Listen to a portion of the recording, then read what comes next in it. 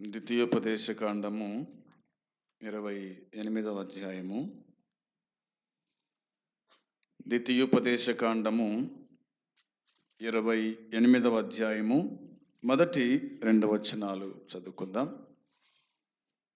మొదటి 2 వచనాలు.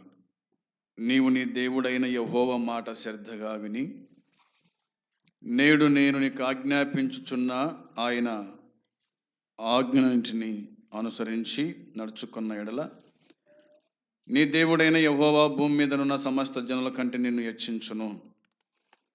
నీవు నీ దేవుడైన యెహోవా మాట వినిన ఎడల ఈ దీవెనలన్నీ నీ మీదికి వచ్చి నీకు ప్రాప్తించును. ప్రార్థన. తండ్రి, మీకు స్తోత్రం, స్తుతులు చెల్లిస్తున్నాం. చదివిన ఈ లేఖన భాగం దీవించి ఆశీర్వదించండి. మీరే మాతో మాట్లాడి మా జీవితాలను సరిచేసి సరిదిద్దుమని మీకు అప్పగించుకుంటూ యేసుక్రీస్తు నామములో ప్రార్థిస్తున్నాము తండ్రి, ఆమేన్. ద్వితీయోపదేశకాండము 28వ అధ్యాయములో కొన్ని మాటలు మనకు కనిపిస్తాయి. లేదా దేవుని మాట విని ఆ ప్రకారంగా జీవించే వారి గురించి, దేవుని మాట వినకుండా జీవించే వారి గురించి ఈ అధ్యాయంలో మనం చూస్తాం. మొదట్లో మనకు కనిపించిన మాట ఏమిటంటే, నీవు నీ దేవుడైన యెహోవా మాట శ్రద్ధగా విని అని దేవుని వాక్యం చెబుతూ ఉంది. దేవుని మాట వినుట. దేవుని మాట కంటే ఎక్కువగా మనుషుల మాటలే మనం వింటూ ఉంటాం. దేవుని మాట కంటే ఎక్కువగా మనుషుల మాటలే మనం వింటూ ఉంటాం. మేము అది చేయకూడదు, ఇది చేయకూడదు, లేదా ఇలా చేయాలా, ఇలా చేయాలా అని ఆలోచన మనకుంటుంది. ఎక్కువగా బైబిల్ చెప్పే మాట మనం వినం, కానీ మనుషులు చెప్పే మాట మాత్రం బాగా మనము ఎక్కించుకుంటాం.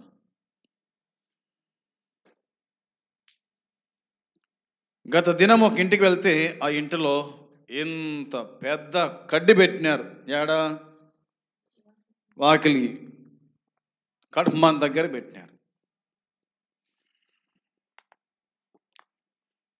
దాన్ని తీసేద్దామంటే వద్దొద్దు, ఉండని అంటున్నారు. అది ఉంటే ఏమవుతుంది? ఒక బండికి ఉండే కడ్డీలు పైన లేవా? స్లాబ్ వేసింది దానికోసం, కడ్డీలతోనే స్లాబ్ వేసినది. మళ్ళీ వాకిలి కాడ ఒక కడ్డీ, వాకిలి కాడ ఒక కత్తి, దిండి కింద ఒక కొడివేలి. ఇవన్నీ కూడా మనుషుల పద్ధతులే కదా. ఇవన్నీ కూడా దేవుని పద్ధతి ఏమిటి? నువ్వు దేవుని మాట వినేది ఎప్పుడుగా, వాక్యానుసారంగా జీవించేది ఎప్పుడుగా? అరికాలకు బొట్లు,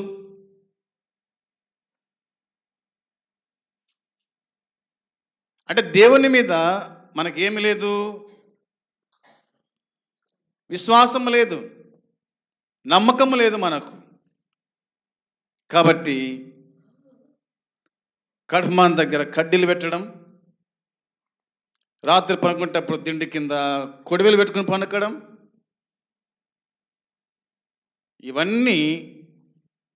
ఇవన్నీ కూడా అన్య ఆచారాలంతే.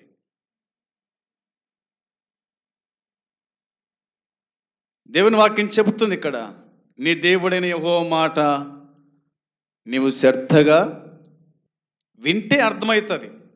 మనం వినం. నీది నీదే, మాది మాదే అంటాం. నువ్వు ఏమని చెప్పుకో, మాది మాదే. నువ్వేమని నడుసు, మాది మాదే, మా పద్ధతి మాదే, మా తలంపులు మావే, మా ఆలోచనలు మావే, దేవుని వాక్యం చెబుతూ ఉంది, నీ దేవుడైన యెహోవా మాట వినిన ఎడల ఈ దీవెనలన్నీ నీ మీదకి వచ్చి నీకు ప్రాప్తిస్తాయి అని ఉంది. ఈ దీవెనలన్నీ కూడా నీ మీదకి వచ్చి ప్రాప్తిస్తాయి. నువ్వు దేవుని మాట వింటే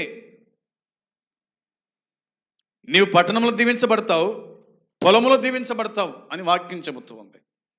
పట్టణంలో దీవెన, పొలములో దీవెన. ఆయన మాట వింటే నీ గర్భఫలము, నీ భూఫలము, నీ పశువుల మందలు, నీ దుక్కిటెద్దులు, నీ గొర్రె మేకల మందలు దీవించబడతాయి. దేవుని మాట వింటే దీవించబడతాయి. దేవుని మాట వింటే నీ గంపయు పిండి పీసుకుని తొట్టియు దీవించబడుతుంది దేవుని మాట వింటే. అవునా? నీవు లోపలికి వచ్చినప్పుడు దీవించబడతావు, బయటికి వెళ్ళినప్పుడు దీవించబడతావు దేవుని మాట వింటే, ఆ ప్రకారంగా జీవిస్తే. నీ కొట్లలో ధాన్యం ఉంటుంది. నువ్వు చెయ్యు ప్రతి పని నెరవేరుతూ ఉంది దేవుని మాట విన్నప్పుడు, ఆ ప్రకారంగా జీవించినప్పుడు.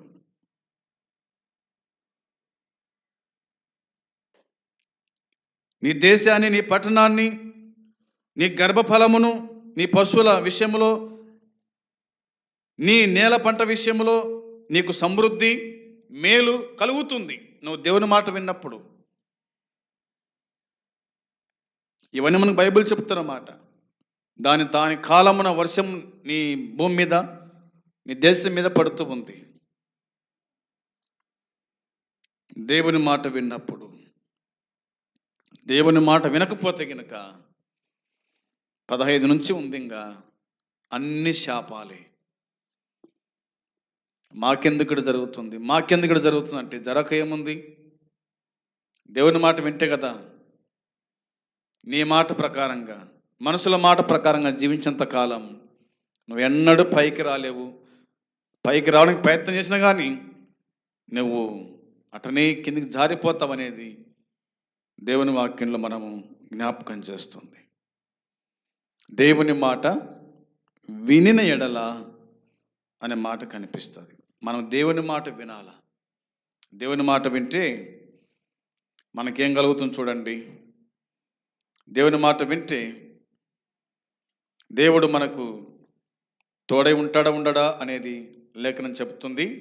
యెషయా గ్రంథం 38:15. యెషయా గ్రంథం 38వ అధ్యాయము 15వ వచనం చూడండి.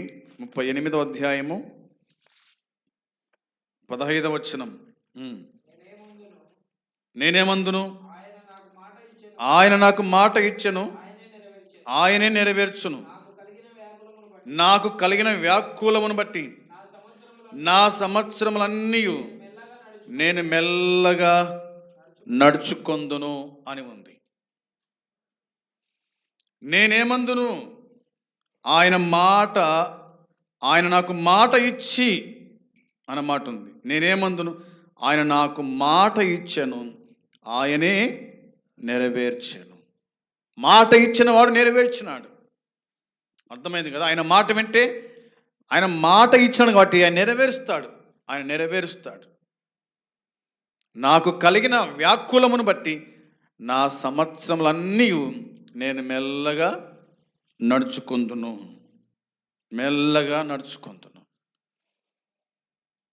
దేవుడు నీకు సంవత్సరం అనుగ్రహించినాడు, లేదా నీ సంవత్సరం అన్నీ కూడా నువ్వేం చేయాలంటే మెల్లగా నడుచుకునుట అనేది దేవుని వాక్యం చెబుతూ ఉంది.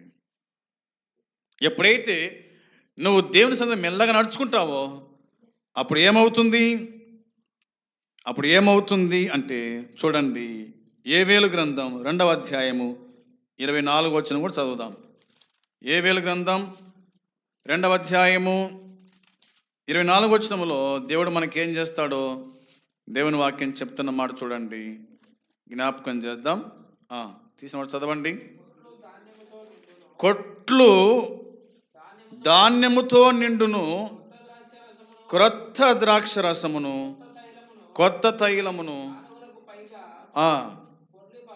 ఆ పొర్లి పారును అన్నమాట ఉంది. యోవేలు గ్రంథము 2వ అధ్యాయము 24 వచనం మనం చదువుకున్నాం. కొట్లు ధాన్యముతో నిండుతాయంట, క్రొత్త ద్రాక్షరసమును క్రొత్త తైలమును గానుగలకు పైగా పొర్లి పారును అని మాట ఉంది.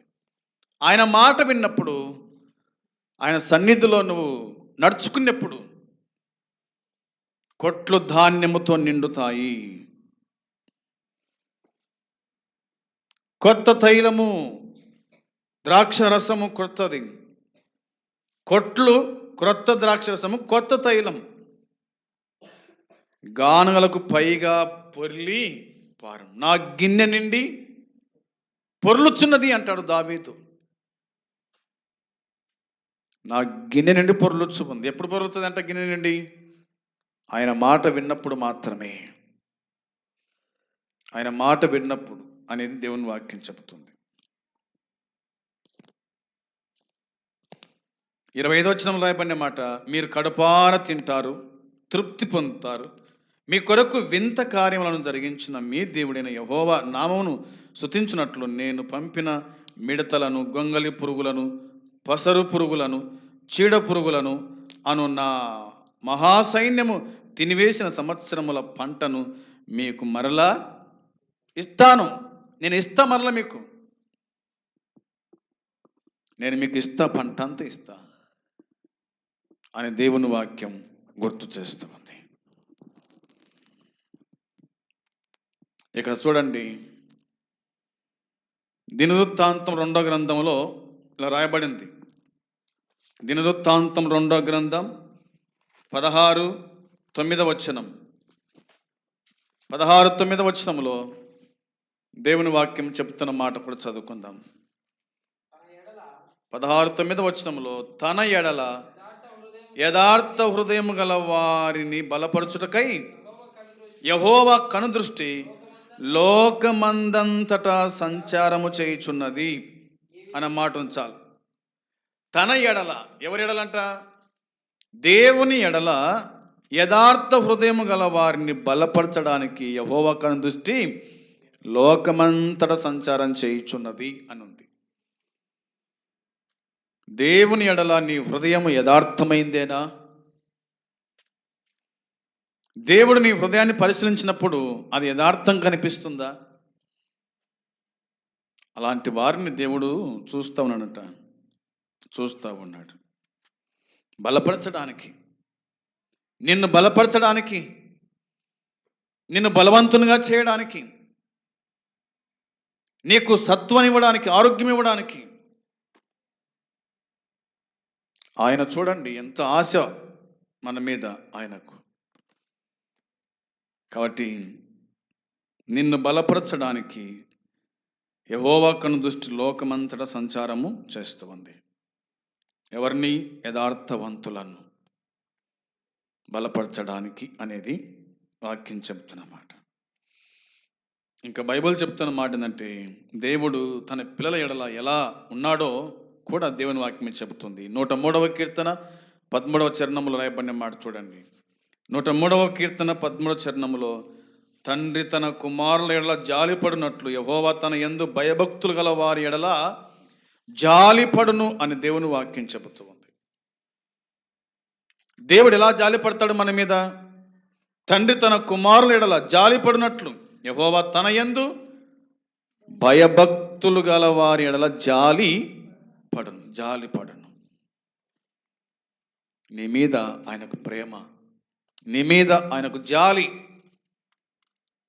ఒక తండ్రిగా, ఒక తల్లిగా ఏ విధంగా నువ్వు నీ బిడ్డల మీద జాలి పడుతున్నావో, ప్రేమ చూపిస్తున్నావో, అదేవిధంగా దేవుడు కూడా నీ పట్ల ప్రేమ, జాలి ఆయన చూపిస్తున్నాడనేది దేవుని వాక్యం మనకు జ్ఞాపకం చేస్తూ ఉంది. ఆయన జాలి చూపిస్తున్నాడు. జాలి చూపించడమే కాదు, నిన్ను ఆయన ఎక్కడ నాటాడో చూడండి. 92వ కీర్తన 13వ చరణంలో రాయబడిన మాట.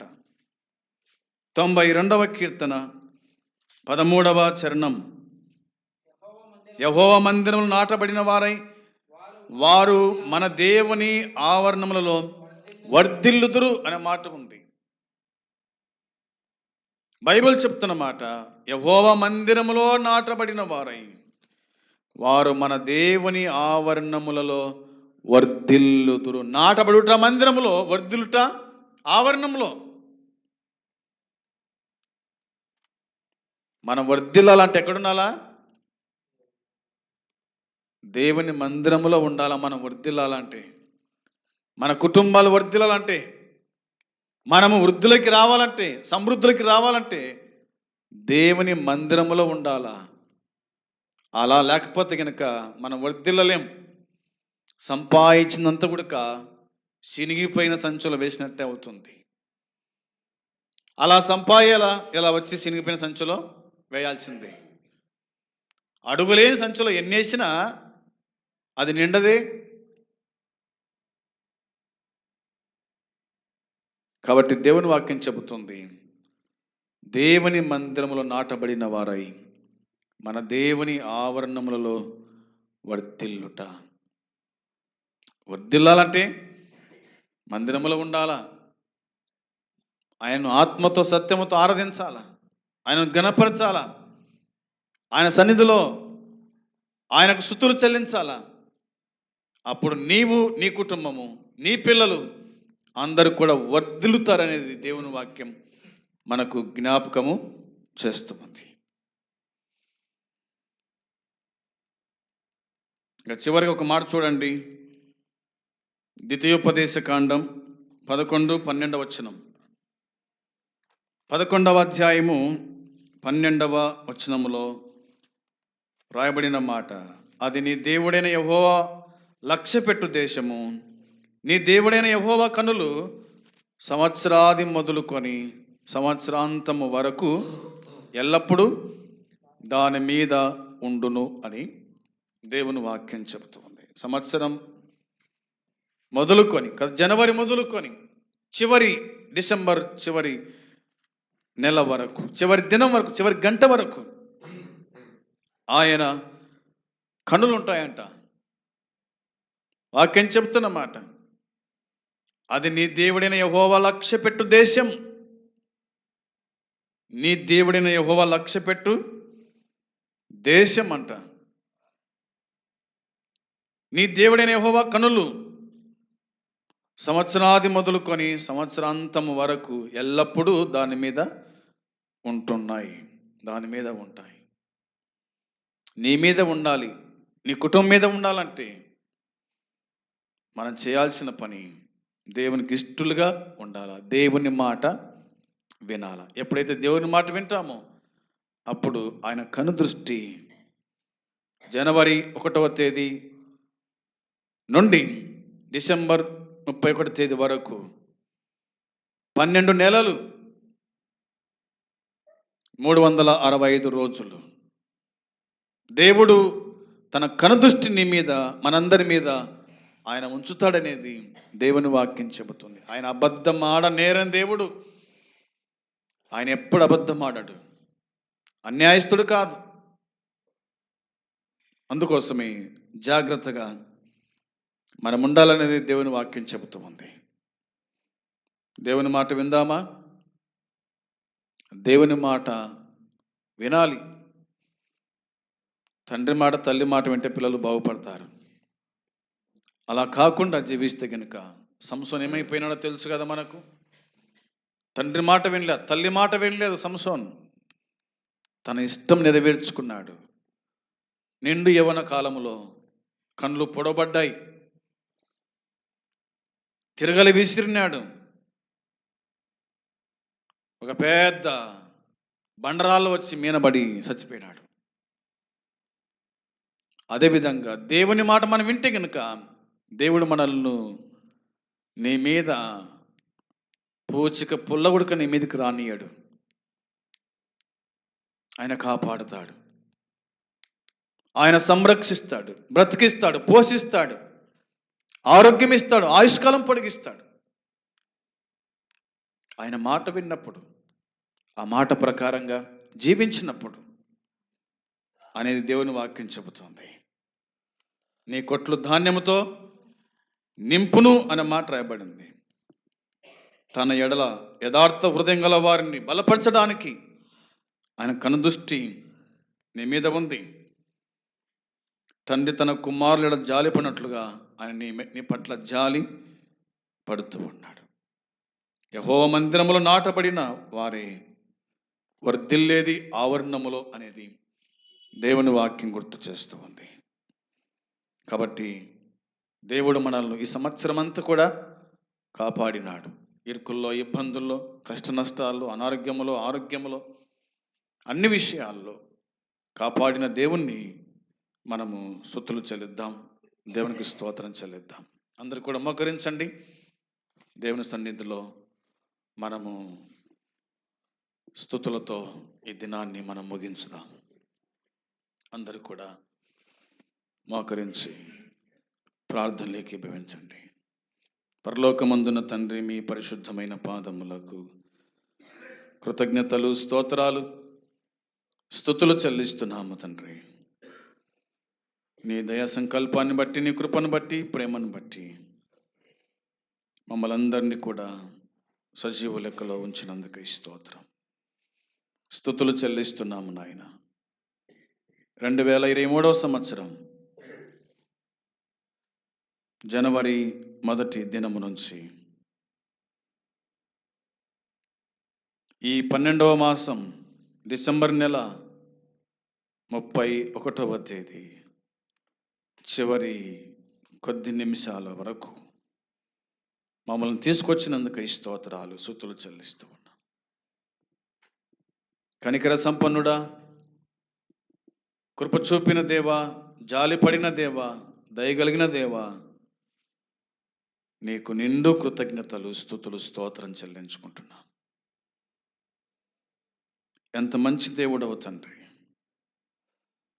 మాకు చాలిన దేవుడు, మాతో ఉన్న దేవుడు, మాకు ఏది అవసరమో అది దయచేస్తున్నందుకై స్తోత్రాలు. ఎప్పుడు ఏది కావాలనో అప్పుడు ఇస్తున్నందుకై స్తుతులు చెల్లిస్తూ ఉన్నా.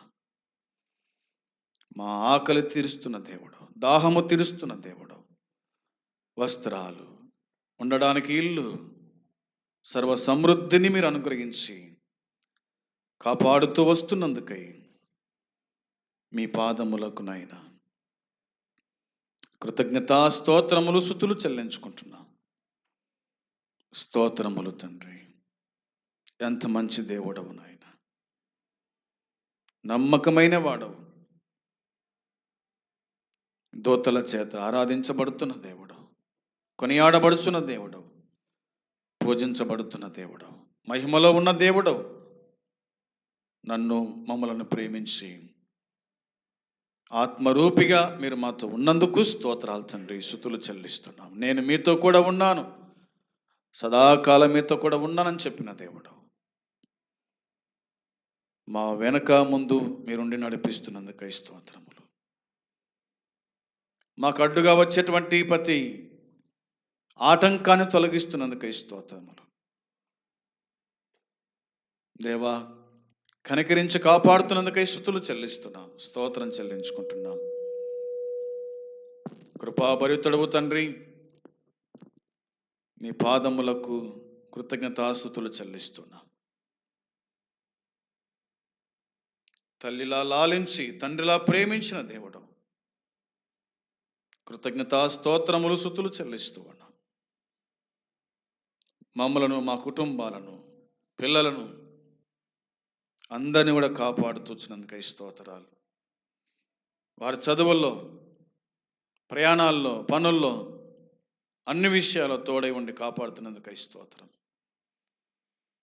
మీరిచ్చిన సంఘాన్ని బట్టి వందనాలు తండ్రి, స్తోత్రాలు. విశ్వాసుల కుటుంబాలను బట్టి స్తోత్రం, స్తుతులు చెల్లిస్తున్నాం. నేనును నా ఇంటి వారు యెహోవాను సేవించుదుమని రాయబడిన మాట ప్రకారంగా మా కుటుంబాలు నీ మందిరములో ఉండే భాగ్యం దయచేయండి. మా కుటుంబాలు నీ మందిరంలో ఉండే భాగ్యం దయచే తండ్రి. మేమందరం కూడా నీ సేవించుచు నీ మాట విని నీ రాజ్యం చేరే కృప మెండుగా అనుగ్రహించి దర్శించుమని, సహాయించమని వేడుకుంటున్నాం. మీకు స్తోత్రం తండ్రి, స్తుతులు చెల్లిస్తున్నాం. మాకు అప్పగించిన 2 సంఘాలను దీవించి బలపరచండి, స్థిరపరచండి. మేమందరం కూడా నీ రాకడలో నీ రాజ్యంలోని భాగ్యం దయచేతండి, కనికరించండి. అందుకుగాను ప్రతి ఆదివారం నిన్ను ఆరాధించుచు, నిన్ను ఘనపరుస్తూ, మమ్మల్ని మేము సమర్పించుకుంటూ నీతో ఉండే భాగ్యం దయచేతని కృప చూపించండి. మా చుట్టూ ఉన్న వారికి రక్షణ మారు మనసు దయచేతండి, కనికరించమని వేడుకుంటున్నాం. నిన్ను ప్రేమిస్తున్న ప్రతి కుటుంబాన్ని దీవించి ఆశీర్వదించండి. అందరూ అంతటా మార్పు చెంది మారు మనసు పొంది రక్షించబడి నీ రాజ్య వారసులుగా చేయండి. బీదలకు సువార్త ప్రకటించబడుతుందని చెప్పిన మాటకై స్తోత్రాలు. దేశములో బీదలుండక మానరని చెప్పిన మాటను బట్టి స్తుతులు చెల్లిస్తున్నాం. వారి పట్ల మా యొక్క వైఖరి, మా యొక్క తలంపులు, ఆలోచనలు ఏ విధంగా ఉన్నాయో సమస్తమును ఎరిగి ఉన్న దేవుడు, దేవానికి స్తోత్రం. విద్య లేని పామరులను మీరు వాడుకున్నారు, అందుని బట్టి స్తుతులు చెల్లిస్తున్నాం. వారి ద్వారా ప్రపంచమంతా కూడా మీ వాక్యాన్ని అందించినందుకై స్తోత్రాలు, స్తుతులు చెల్లిస్తున్నాం తండ్రి. కృతజ్ఞతా స్తోత్రములు చెల్లించుకుంటున్నాం. దేవా, ఈ సంవత్సరాన్ని ముగించుకోవడానికి నీవు మాకు ఇచ్చిన ఈ భాగ్యాన్ని బట్టి వందనాలు, స్తోత్రాలు తండ్రి, స్తుతులు చెల్లిస్తున్నాం. మరొక జనవరి నెల మీరు మాకు అనుగ్రహించినందుకై స్తోత్రాలు. ఈ దినము మేమందరం కూడా సంతోషించడానికి, మేమందరం కూడా ఆనందించడానికి నువ్వు మాకు ఇచ్చిన ఈ భాగ్యాన్ని బట్టి కృతజ్ఞతా స్తోత్రం, స్తుతులు చెల్లిస్తూ ఉన్నాం. కూడి వచ్చిన వారిని దీవించుతను ఆశీర్వదించండి. వారి కుటుంబాలను కాపాడి జ్ఞాపకం చేసుకోండి. ఇక రాని వాళ్ళు ఉన్నారు, వారు ఎందుకు రాలేదో మేము ఎరగం. వారిని కూడా దీవించుతండి, కాపాడి జ్ఞాపకం చేసుకోండి. వారికి దేవుడవు నీవే, మాకు దేవుడవు నీవే. అందరిని కాపాడుచున్న దేవుడవు నీవే, పోషించుచున్న దేవుడవు నీవే, సంరక్షిస్తున్న దేవుడవు నీవే. నీకు స్తోత్రం తండ్రి, స్తుతులు చెల్లించుకుంటున్నాం. మా అందరికి మీరు ఉపకారం చూపినారు, ప్రేమ చూపినారు. అన్ని విషయాల్లో తోడై ఉండి కాపాడేందుకై స్తోత్రములు. పిల్లలు, యవనస్తులు, పెద్దలు, వృద్ధులు అందరినీ కూడా మీరు కాపాడుతూ కనికరించినందుకై స్తుతులు, స్తోత్రాలు చెల్లించుకుంటున్నాం తండ్రి. స్తోత్రం చెల్లించుకుంటున్నాం. నమ్మని వారికి రక్షణ దయచేతండి, మారు మనసు దయచేసి కృప చూపించండి. వారు కూడా నీ సన్నిధిలో ఉండగా జ్ఞాపకం చేసుకోతండి, దర్శించండి. మేమందరము నీ బిడ్డలమే అని నువ్వు ఎరిగిన దేవుడవు. మేము కూడా నీ మాట విని నీ మాట ప్రకారంగా జీవించుటకు కృప మెండుగా దయచేసి కాపాడి సహాయం చేయమని. మాలో కొంతమంది రోగాలతో ఉన్నారు, జ్ఞాపకం చేసుకోండి. మరి కొంతమంది గర్భిణులు ఉన్నారు, తను జ్ఞాపకం చేసుకోండి. సంతానం లేని వాళ్ళు ఉన్నారు, ప్రభువా జ్ఞాపకం చేసుకోండి. అందరికీ ఎవరికి ఏది అవసరమో అది అనుగ్రహించి మీ కాపుదల దయచేతని కృప చూపించండి. వ్యాపారస్తులు ఉన్నారు, ప్రభువా జ్ఞాపకం చేసుకోతని దర్శించండి. పనులు చేసే వాళ్ళు ఉన్నారు, సహాయం చేతండి. ఉద్యోగస్తులు ఉన్నారు, సహాయం చేయండి.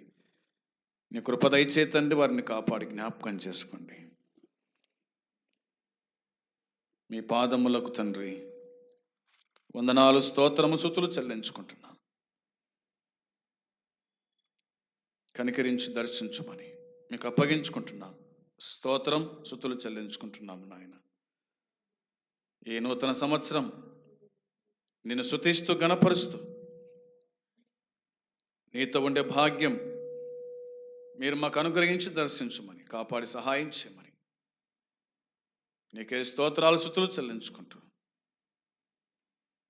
రక్షకుడు మా విమోచకుడైన యేసుక్రీస్తు పరిశుద్ధమైన నామంలోనే ప్రార్థించి అడిగి స్తుతించి పొంది ఉన్నాము తండ్రి. ఆమేన్. మంచిది.